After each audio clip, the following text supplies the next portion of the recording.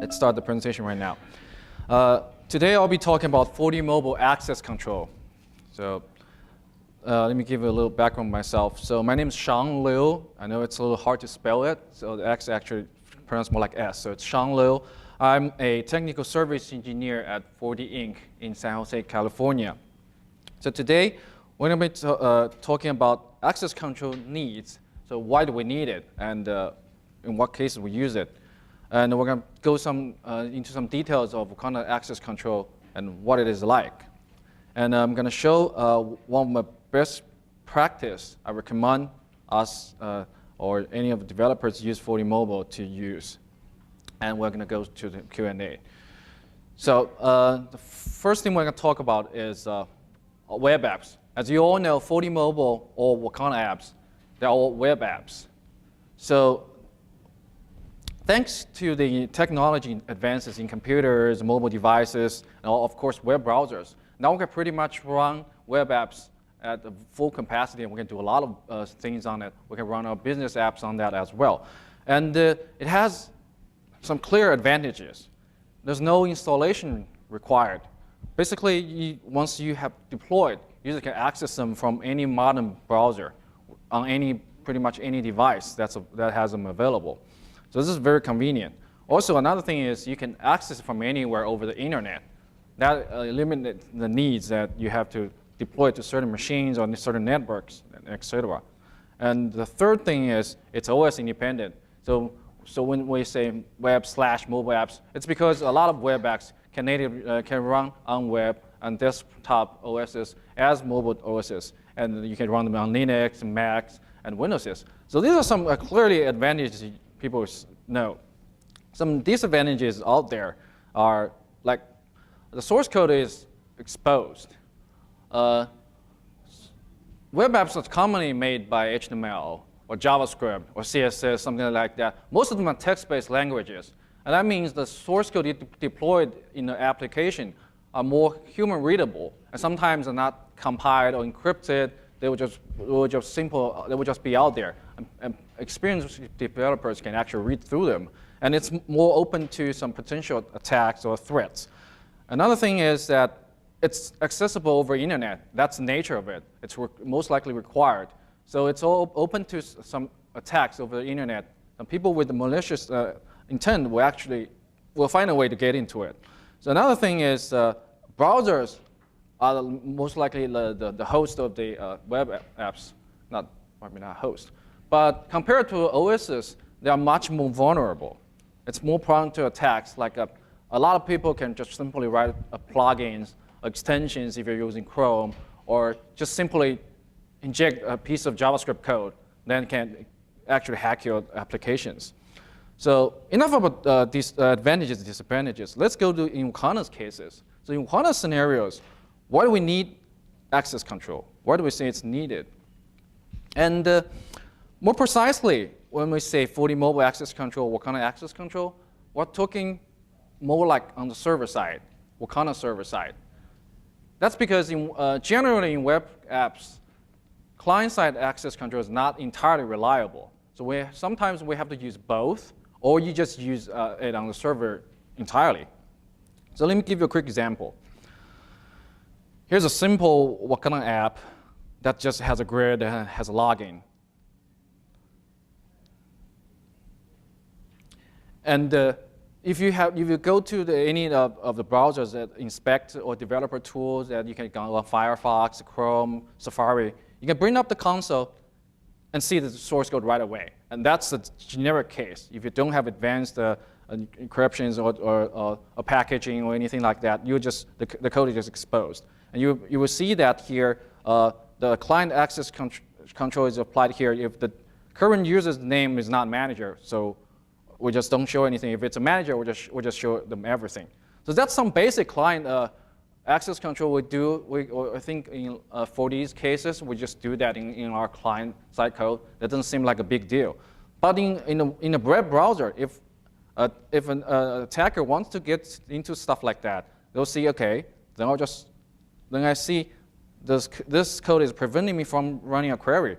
then I'll just copy that code, I run it on console, and I get it. If you don't have anything preventing that on the server side, they will be able to see it.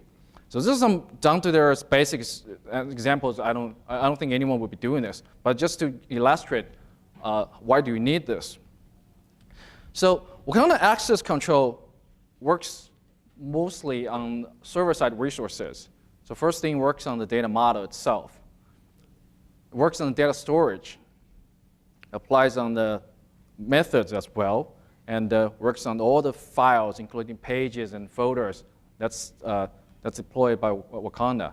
Also, it works on Wakanda services, like reporting, like file upload, etc., and everything. And Wakanda Access Control utilizes some built-in features of Wakanda. First, it uses users and groups, as we call it, directory. Uses group permissions. You can use group permissions to assign a group to a piece of Wakanda's resource, and it will activate the access control. And in addition, if you choose to customize it, you want to write some code to do it, you can use restricting query and extended classes. We'll talk about these two later in order. So first of all is group permissions. So I think this concept is probably more familiar to the attendees over here.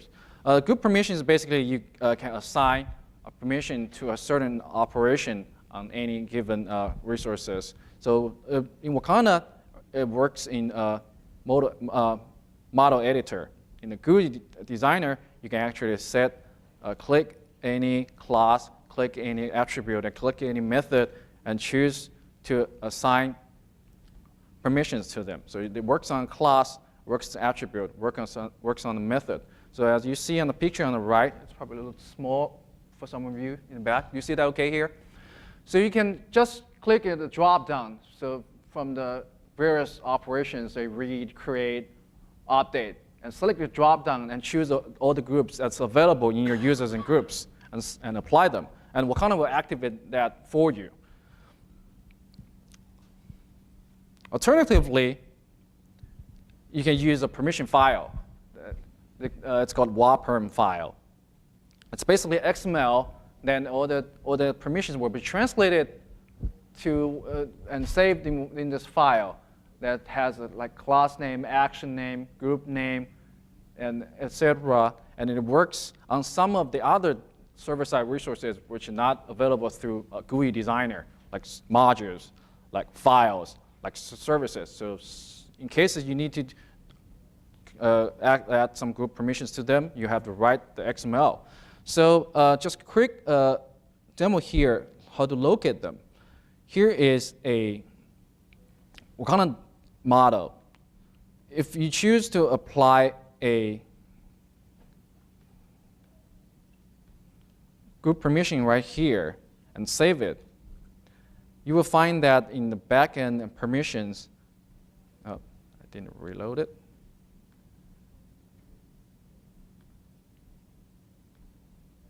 You'll find that permissions is actually saved in the permission file, which represents the operation and the group name and the class name we're going to use for the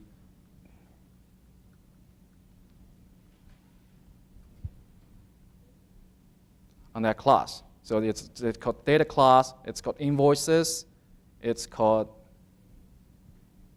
read. Sorry about the mess. Okay, let's get back to our presentation here. So just give a quick example. The benefit of assigning groups is that you have a pretty much very least effort to prevent some access on the client side to your data. So assume here you give a read permission to your manager.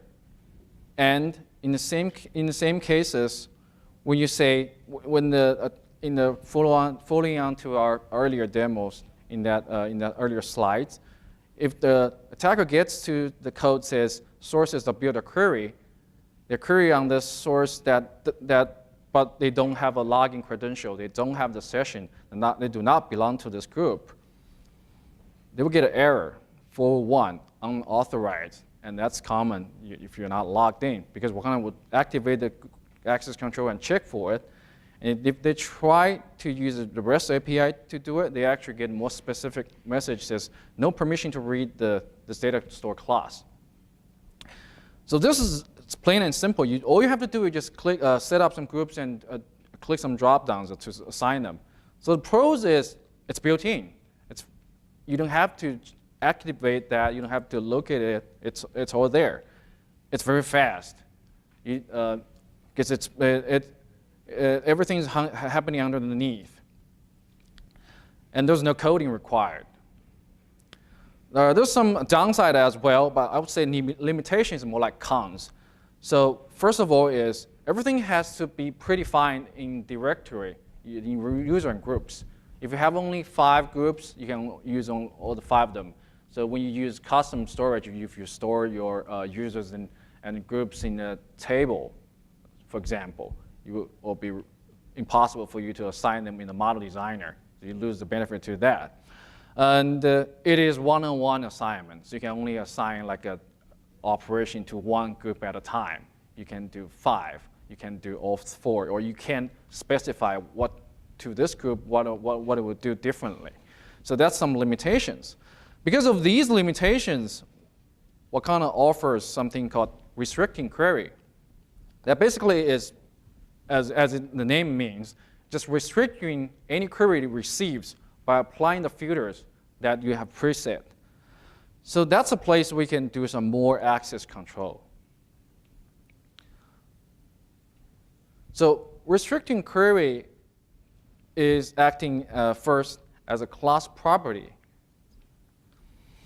You can find that in the model designer. Each class will have a class property that says restricting query, and you can just put in a query statement or query string as you wish. That will pretty much automatically gets applied whenever any query, any access to the data comes in. So this will add on top of it to filter it out.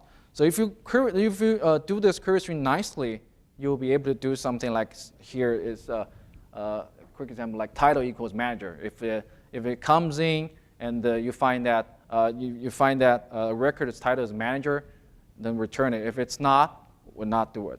So and there's a more complicated ways to build up the query string, but this is only the first way to do it.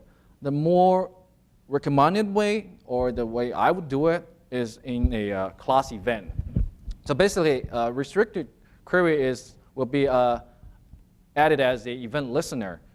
If a restrict query is added and applied on any class, every time a request comes in, before the model before the Wakanda data store returns anything, it will run its query at the end of it. That will actually perform any code that's inside of it, and any collection that's generated by this restricting query will be returned as our end result. So that gives us a lot of room and give us the place to manipulate the data before we actually show it to the client. And this gives us room to access to, like, say, sessions, or to check the status of the storage and apply any access control we might need. So just to give you a quick example.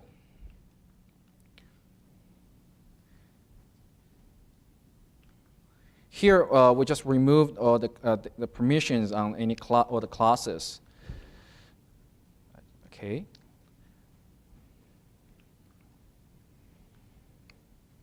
Here in the model.js, or if it's a remote catalog, it's a remote catalog name, it's name.js. To do the same thing, to add a read permission onto the invoices class, all I need to do is add code, a piece of code, invoices.event.restrict. And inside this event listener, I'll check if current session belongs to manager group, I'll just return every invoices. If not, they won't get anything. So basically, let's go to simple and run the page.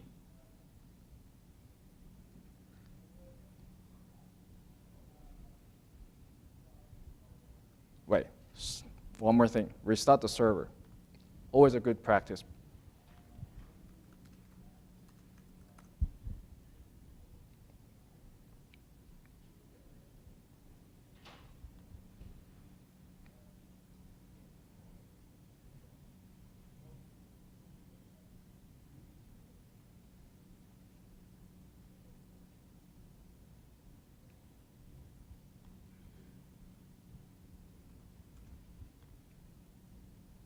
Sorry.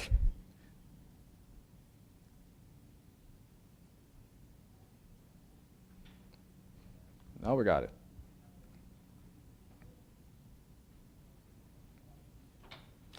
So the grid is supposed to load all the invoices because I'm not logged in. I won't see anything.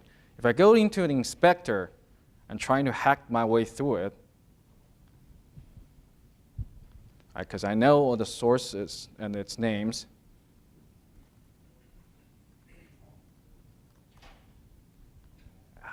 typo. I get a 500. I get nothing. But if I log in,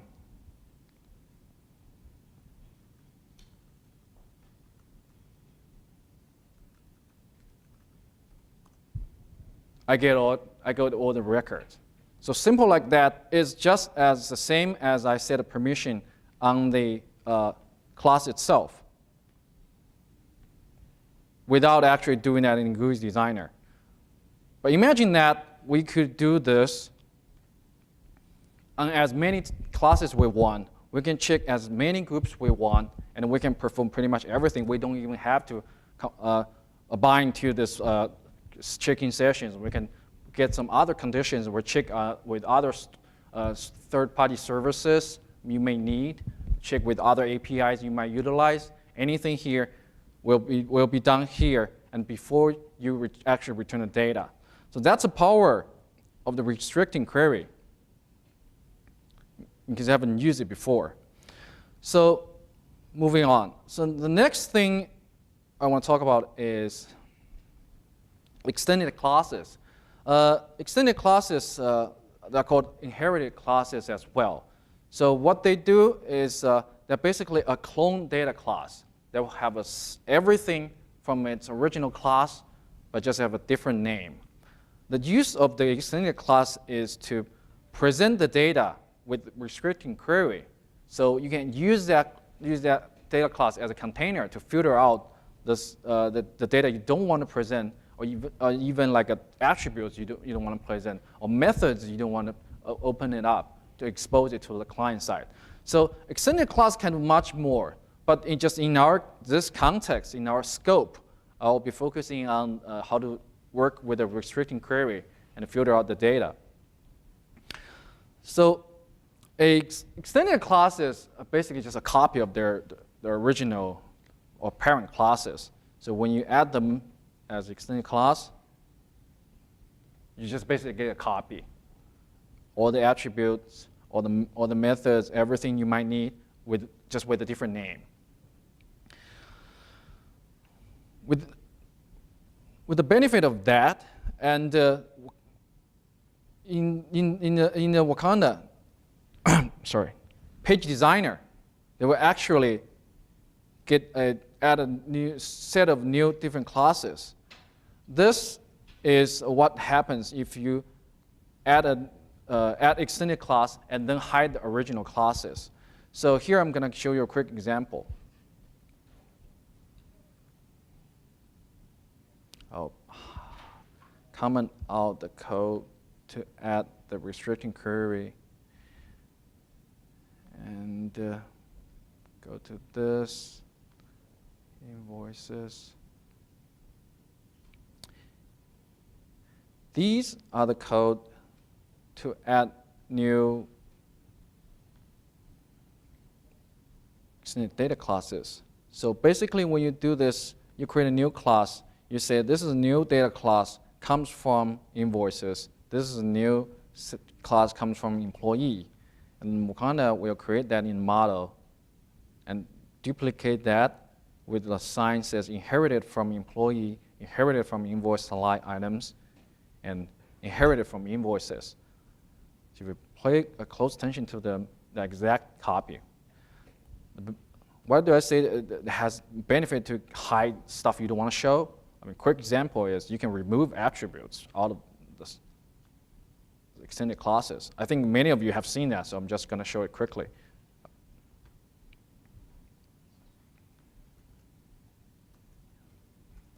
I remove invoice ID, primary order ID, and total out of sales invoices class. And when you go back to model, you will see they're crossed off, they're gone, and it won't be showed as available on the client side. So if you happen to have some records, you don't want to show certain stuff or want to protect some stuff from the client side or certain clients, this is the way to go. Enough about that. What I say is, what do I mean about hide the original classes to the client and the use the extended classes? Is that in Wakanda you're allowed to set a scope of the class as public on server. As a public, once it's set on public on server, even though you can still see them as the developer, they won't be able to see in the page designer and the client. So when we do that, we will actually here they're in the model, employee invoices, line items invoices. Once they close this and reload the session, the extended classes will take effect. They will say it's no longer synchronized because now the model's changed. It turned into the new classes are created and the first three classes are hidden. So that's some tricks we can do with extended classes. So combine all these I have talked about earlier with users and groups with group permissions. Or if you want to customize anything, throw in some restricting query and extended classes, we can have a very elegant system inside 4D Mobile to protect your data. So the best practice here for 4D mobile apps is, first of all, you want to authenticate in 4D to protect 4D because that's where the data comes from. So secure 4D in any means you're used to. Set up firewalls, set up credentials, and use on mobile authentication command to authenticate against Wakanda first.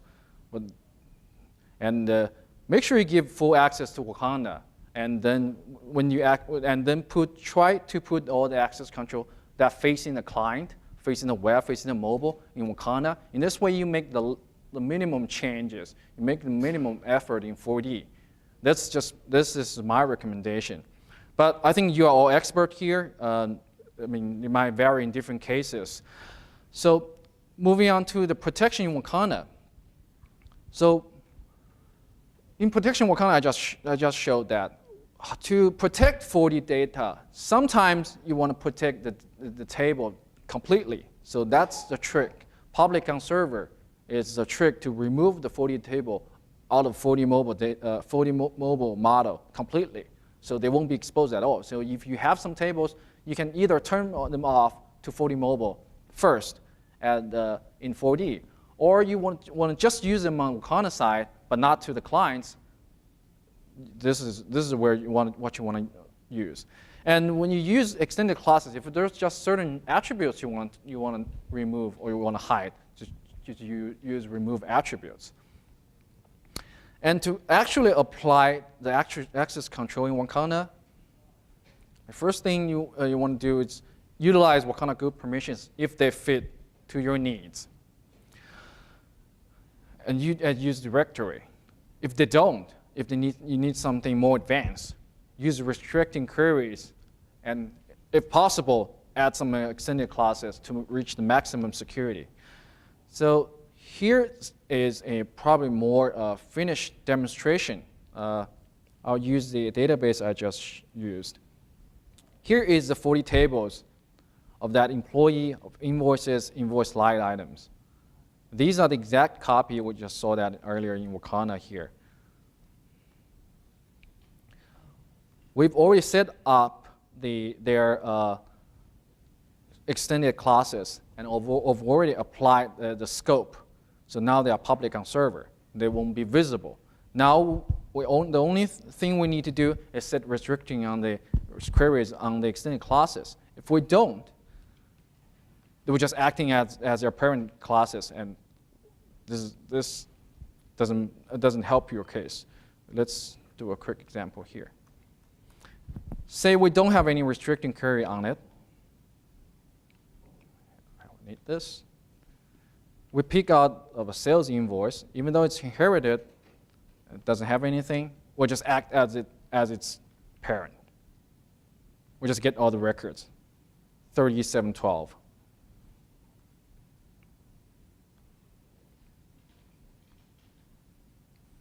But if we go ahead and activate some restricting queries on sales invoices and sales invoice line items and salesperson, all three of them,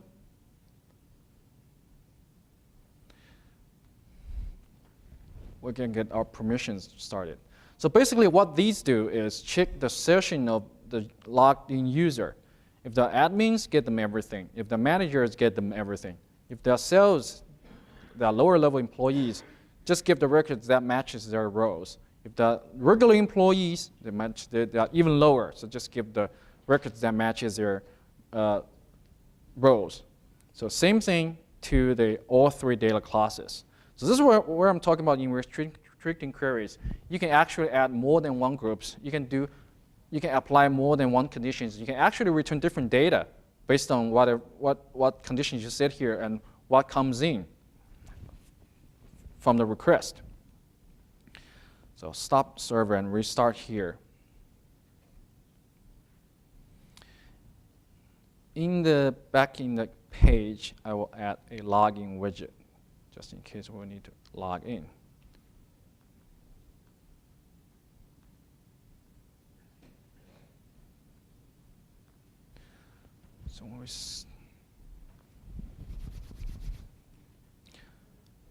So in directory, I've already set up 4 users named, they all belong to 4 different groups: admin, manager, sales, employee. So we'll try these 4 in person and login credentials and see what different result we get.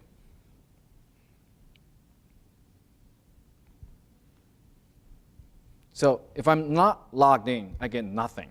It's because in the restricting query says if it doesn't have a current session, current session doesn't have a group, returns nothing.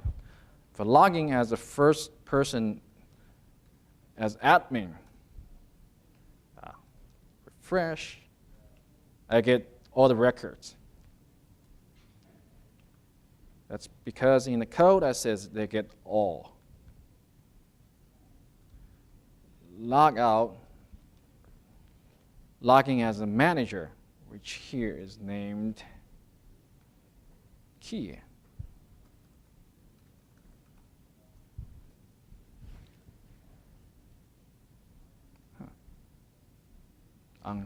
Undefined. Something's wrong here.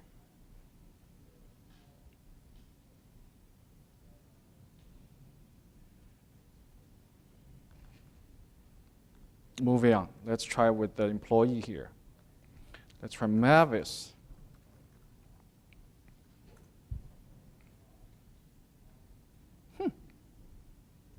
Sorry guys, I have to reload the session here. Something's going haywire.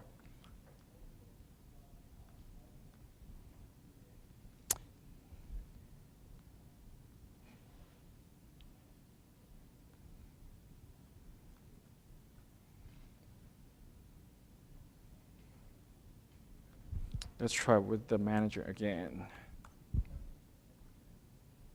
There you go. You still get all the records because it says all. Try with a regular employee. What? I think I just crashed the server somehow.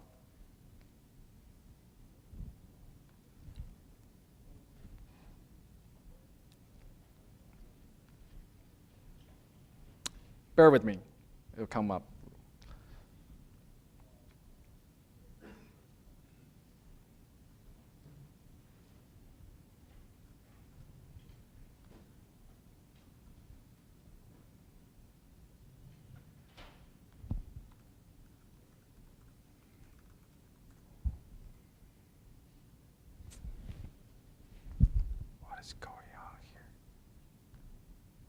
try with this page. Okay, let's try with this page. This probably makes sense. Undefined.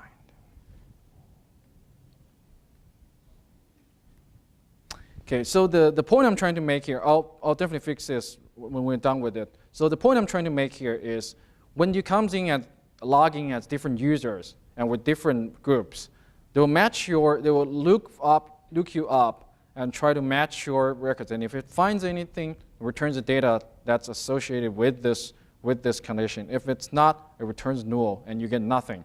So this is forced for each request that would ever come into the Wakanda server. So for in case someone do this by accident or do this as a tag, they will never be able to get around that unless they have access to Wakanda server. Question?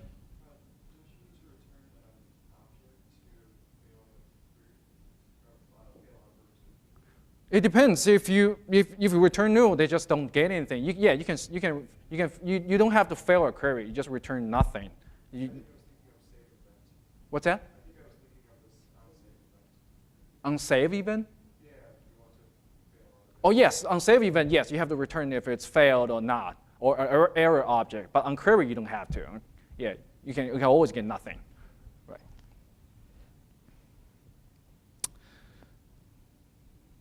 So I'm gonna take some questions right now, and I'll definitely fix whatever I left over there in the demo. And if you guys can stay with me, I'll show you the real stuff I wanted to show. But so it looks like this is probably I'm running an outdated version, but running some latest code. Because this machine was just replaced.